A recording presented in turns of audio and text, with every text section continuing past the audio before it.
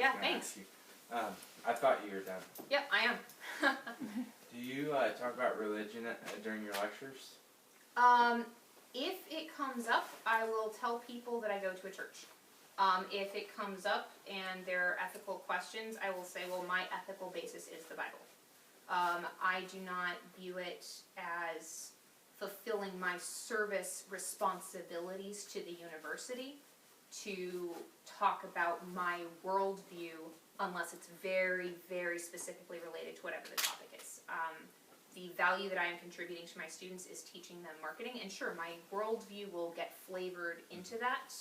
I might say, hey, as a Christian, I believe that the right thing to do in this situation is X. So my students all know that I'm a believer.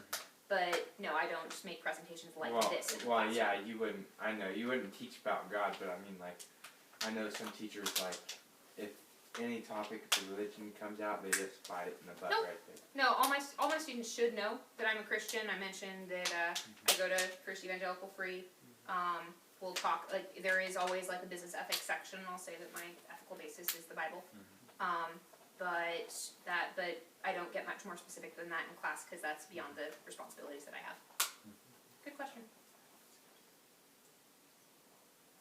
So I hope what you guys are seeing from this presentation, which by the way, Dr. Matthews, thank you. Oh, thank you. I'm so excited to watch these videos again, and just helps so many people learn from this. I hope you guys are seeing kind of two things.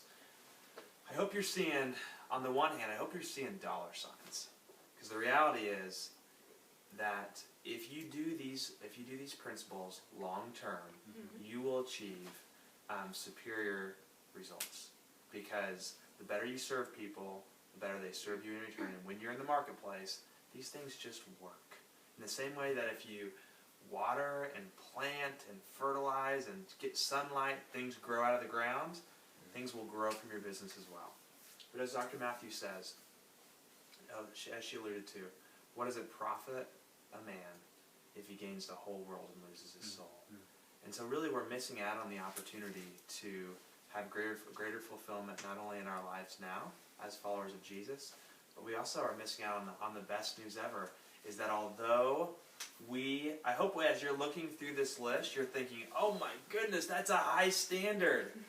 I can't follow all these things. Like, I try, but sometimes I'm selfish, and sometimes I'm not reliable, and sometimes I show up a little late, and of course we want to do those as good as possible.